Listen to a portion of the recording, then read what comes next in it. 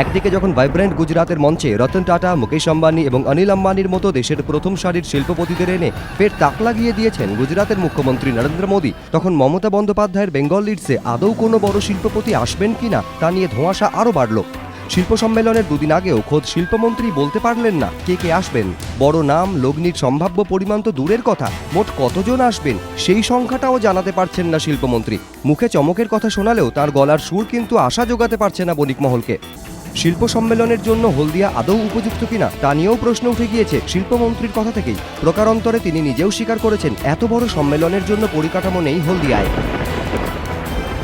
আর এর জেরেই বণিক মহলে প্রশ্ন উঠেছে, মোদির ভাইব্রেন্ট গুজরাতের হাইটেক আয়োজন যখন দেশ বিদেশের শিল্পপতিদেরও বারবার চমকে দেয়, সেখানে পশ্চিমবঙ্গের শিল্প সম্মেলন এমন জায়গায় কেন করা হচ্ছে যেখানে পূর্ণাঙ্গ পরিকাঠামোই নেই? তাহলে এবিজি বিদায়ের ক্ষতে মলম লাগাতেই হলদিয়াকে বেঙ্গল লিডসের জন্য বেছে নেওয়া হয়েছে বলে যে অভিযোগ আগেই উঠেছে, তাই কি সত্যি?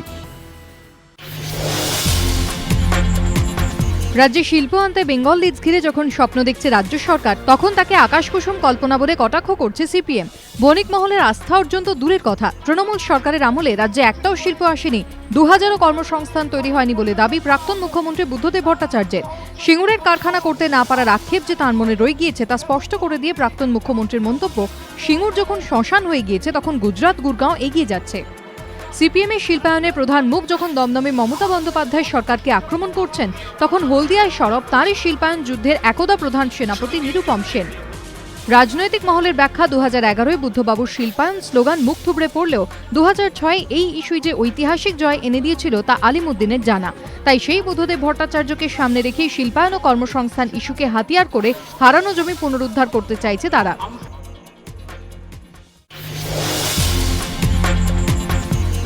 বাংলার দিনদাস আমিদের ভারতীয় দলের লম্বা রেসের ঘোড়া বলেই মনে করছেন সৌরভ গঙ্গোপাধ্যায়। তাঁর আশা, ধারাবাহিকতা দেখাতে পারলে 2015-এ অস্ট্রেলিয়ার মাটিতে বিশ্বকাপেও ভারতীয় দলে অপরিহার্য হয়ে উঠতে পারেন বাংলার এই দুই পেসার।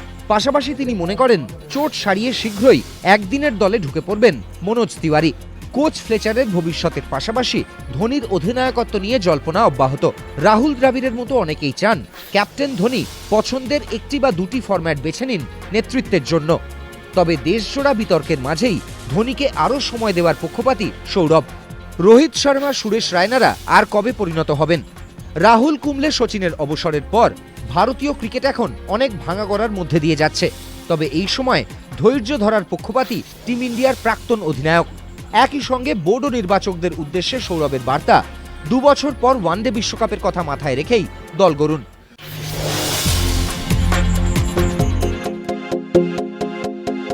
ফিল্মি কুইজের আসরে তারকার মেলা। রবিবার অনুষ্ঠিত হলো আনন্দবাজার পত্রিকা আয়োজিত বায়োস্কোপে বাজিমাত চলচ্চিত্র সংক্রান্ত এক কুইজ প্রতিযোগিতা। প্রতিযোগীও রূপলী পর্দার তারকারাই। রবিবাসরীয় শীতের সন্ধে জমে উঠল সেই কুইজ প্রতিযোগিতা ঘিরে। এবারের কুইজে জুটিতে অংশ নেন প্রসেনজিৎ চট্টোপাধ্যায়, গৌতম ঘোষ, দেব, ঋতুপর্ণা, কোয়েল, পরমব্রত, সৃজিত, স্বস্তিকার মতো তারকারা। তবে প্রতিযোগী ছাড়াও এদিন হাজির ছিলেন রূপলী পর্দার বহু তারকা।